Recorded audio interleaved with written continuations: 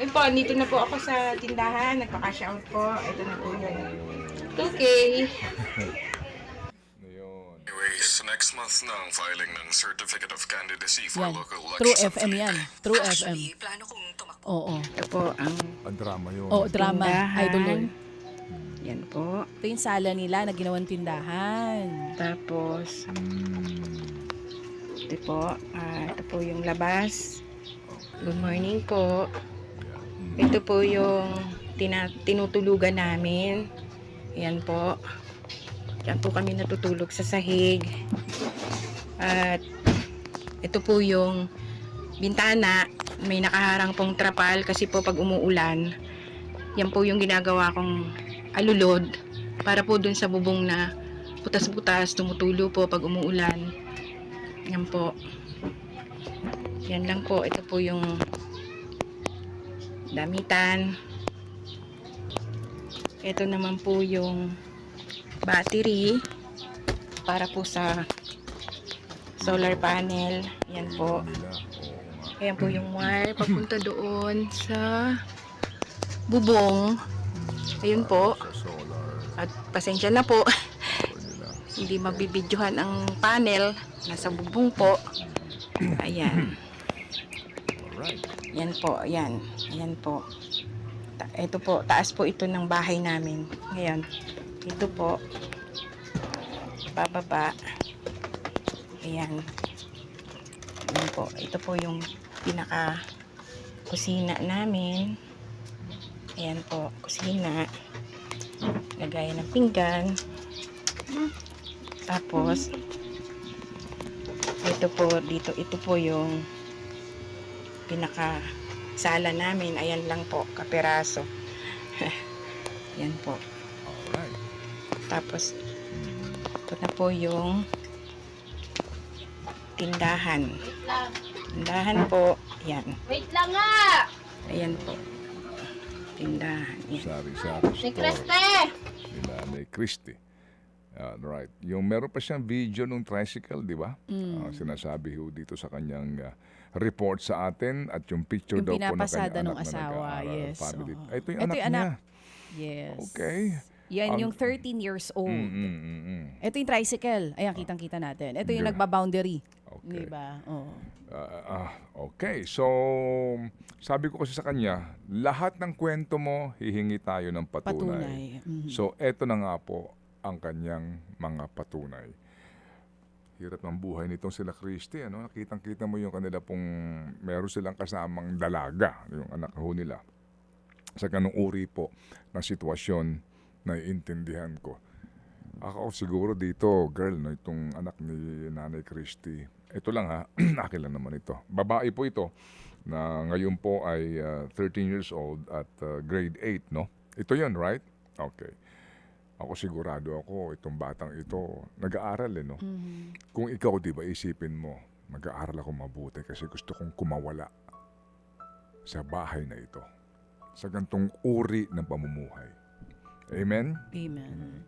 Alam niyo ho yun, kung ikay dumaan sa gantong uri ng hirap, di ba, alam nga namang magtiis ka sa ganon na tumutulo yung bubong, wala ka ng space, no, for privacy, wala kang kuryente, right?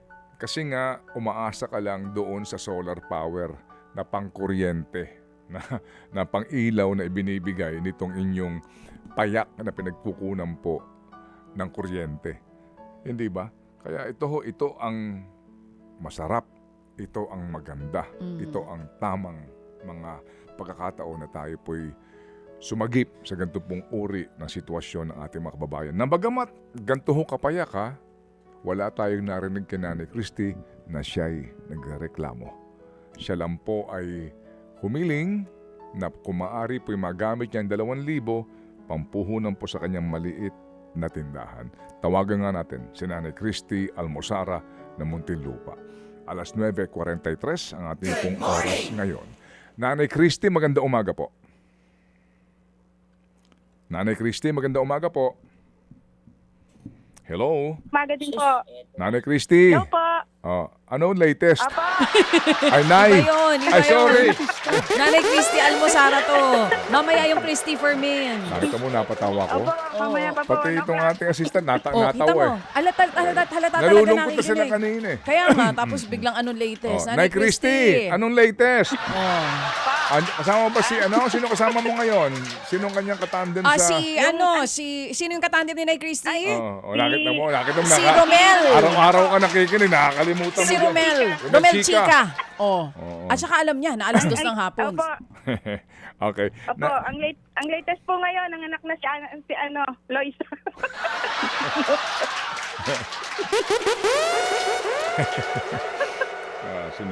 Nanay. Hello, Nanay. Opo, Pa. nakita po namin yung hirap ng buhay nyo, ha? Opo, Ramdam po namin. Pero ako ho naman natutuwa din sa gitna po ng hirap po at kapayakan ng inyong buhay. Ano nyo, orderly pa rin yung bahay nyo. Yung kusina, etc. Anyway, Nanay Christy, ito pong inyong anak, ang kanan nyo, dalawang anak nyo. opo. Okay, yung pong panganay ba yung nandoon sa, nasa iba? Apo, nasa Makati po. Nagtatrabaho po siya. Staff po ng laundry shop. Okay, opo. Ito pong kasama nyo sa bahay, ito po yung 13 anyos. Apo. Babae. Saan siya nag-aaral? Dito po sa Poblacion National High School po. Okay. And meron ba siya nababanggit? Ano ba ang kanyang gusto hong tahakin na track, kumbaga, sa kanya pong senior high school? Wala pa? ICT, wala pa po eh. IT. Pabago-bago pa ng isip.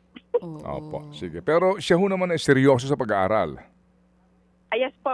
So far pa, medyo okay naman po yung grade niya. Okay. Ito hong bahay ninyo, umuupa ba kayo dito? Sino ho may-ari nito? Hindi po kami umuupa dito. Bali, ang property po ng Bucor, yung lupa. Okay. So, ibig sabihin po, squatter kayo. Yes po. Yun, ha? Sa totoong buhay po, Apa. squatter kayo. Alright. Apa. Bakit ho ayaw nyo magpakabit ng kuryente? Kasi po, wala po talagang pinakaano dito ng Meralco. Ayaw pong, wala po. Bali, meron lang pong isang particular na isang bahay na parang submeter. Ayun, nakikikabit po yung mga ibang Apo, kapitbahay. Opo. At alam po Apo, namin, apo. kasi nga po, dahil yan po ay area na medyo controversial, sabihin ko na, kaya po yung Meralco hindi Apo. magkakabit. No? Kasi hihingian kayo ng mga permits eh. Oo, itong Meralco. Yes pa. Okay. Totoo po. Opo. Sige. Nanay Christy, saan kayo pinanganak? Palanas Masbate po. Okay. Si Mr. Ho ninyo, saan nakilala? Ang baling kinakasama ko po, po siya, Nueva Ecija. Saan kayo nakakilala? Dito rin po sa Muntinlupa. Ba't kayo napadpad dyan? Ano ho ang inyong natapos sa pag-aaral? Wala po, graduate lang po ako ng elementary. Bali, tapos, nagtrabaho na. Nagtahi din po ako sa maikling yun po. Anak Nanay ko po, Mm. ang nanay ko po ay dati pong balot vendor. Oo. Ang tatay nyo? Ang tatay ko po ay namatay siya nang ako po 10 taon. Mm. Dati po siyang security guard. Alright. Nanay Christy, kung sakasakali po sa ngayon, nakita ho namin ang inyong kwento. Ano ho kung kayo po'y tatanggap ng biyaya, saan nyo po gustong gamitin talaga? Ito po, kahit po sabihin natin na ilang taon na lang po kami, gusto pa rin pong madagdagan yung paninda ko. Yung para po dito sa tindahan. Kasi po, kahit pa paano, nakakatulong po ito. Bukod po dun sa pagbiyahe ng kinakasama ko. Okay. Ilang taon na lang kayo? Kasi meron na kayo dyan notice paalisin? Apa, ang sabi po ay 2028, kailangan daw po malinis na ito. 2028. Apo. Okay, sige. Opo. So, kailangan niyo po ng puhunan para sa inyo pong sari-sari store. Apo. Alright. Yung pong anak niyo ho ba may kailangan sa kanyang pag-aaral para ho siya magkaroon ng inspirasyon, ganahan siya lalong pumasok? Ano po, matagal na po siyang nag-aano na nakakahiya po. Matagal na po siyang nag-aano sa akin ng laptop po. Kasi po, yung pinag-aaralan niya more on sa ano po, sa cellphone, yung cellphone niya po, ilang taon na rin, medyo tsaka po, yun.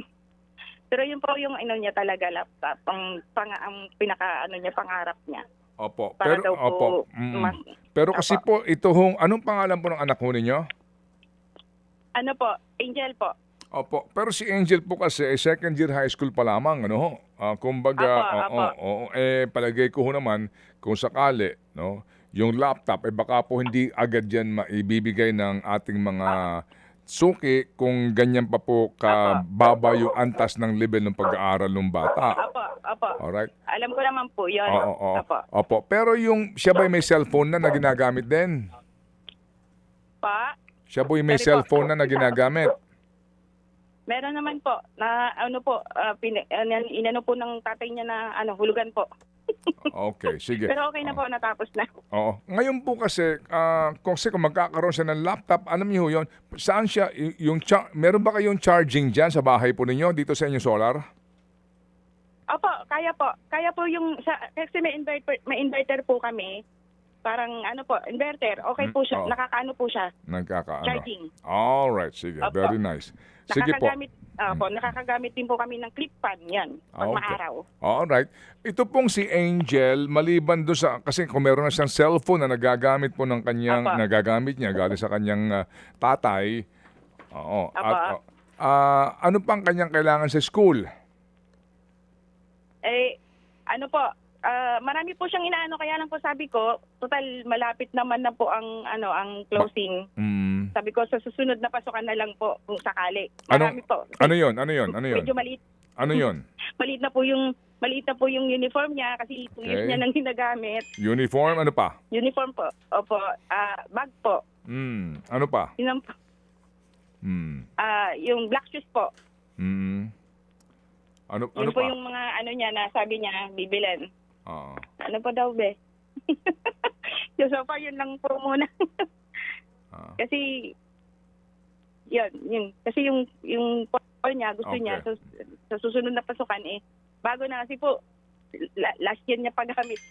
Medyo lumiit na po sa kanya yung palda. Okay, sige. Uniform, ano pa? Sapatos. Apo, black shoes po. Okay, black shoes. Alright. Uniform, sapatos. Ano pa? Ano pa po? Of course, no, para mas maganda po, lahat na ng kanyang supplies, no, etc. Alright? Sige. So, ganito. Nanay, ganito ha. Kasi po doon sa laptop, hindi pa ho ako ngayon makakapag-commit dyan. Pero ngayon, ito ho ang pwede ho namin makommit. Padadalhan po namin kayo ng 10,000 pampuhunan sa sari-sari store. Okay? Thank you, Lord. 10,000 sari-sari store puhunan. Padadalhan po namin kayo ng padadalhan ho namin kayo ng 5,000 piso, 5,000. Gamitin niyo po, ngayon pa lang po, itabi niyo na, ibili niyo po ng bagong uniforme si Angel, bagong sapatos, bagong gamit sa school, at kung ano pa po ang pwede niyo pong bilhin para po dyan sa inyong bahay naman. Okay? Sige pa. Sige. So, dito po, hindi na ho namin isa-isahin pa. Mamaya po na lamang. Hindi po sa amin galing ito. Ito pong pauna. Ito ho'y pauna lamang ito, nanay. 15,000 na inyong tatanggapin. Pagkatapos po, padala kayo sa amin ng prueba ulit at muli ho kaming tatawag. Pero ito ho yung ating po lamang panimula ngayon dito po sa ating pong ugnayan na ito. Magpasalamat kayo sa Panginoon higit sa lahat at sa mga tao pong nakikinig sa atin at nagtitiwala po sa inyo. Sige po. Maraming salamat po sa Panginoon, unang-una sa lahat. At sa lahat-lahat po ng Happy Anonymous. Lahat-lahat po.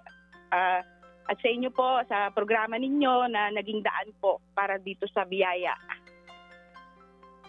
Amen. Salamat po. Amen. Amen. O sige, so Nanay Christy, ganun pa rin po tayo ha. Abangan niyo po yung tawag Apa. ng aming staff. Apa. At pagkatapos po niyan, Yes po. muli kaming tatawag po sa inyo. Huwag ho kayong mag-alala doon sa laptop po ng inyong anak kasi alam niyo ho, grade 10 pa lang siya. So grade 11, I'm sorry, tama ano, grade Junior high school. grade 8 pa lang siya. Grade 8 pa lang Oo, siya. so- Junior. Opo. Oo, junior Meron- high school. Junior high Magna-9 school. po siya. Sige. Okay. Opo. Salamat na marami po, Nanay, at salamat po sa inyo pong Okay, inspirasyon, ha? Okay? Thank you. Mga kapatid, para sa iba pang mga balita at impormasyon, sundan niyo po kami sa X, Instagram, Facebook at syempre sa TikTok, True Network PH. Mag-subscribe din po kayo ha sa aming YouTube channel, True Network. May website din po tayo, truenetwork.ph, at pwede niyo rin po kaming mapanood sa Channel 19 ng aming True FM TV. Lagi pa rin makinig sa radyo dito po sa 105.9 True FM dahil ito, laging true sa'yo, kapatid. Dito tayo sa totoo.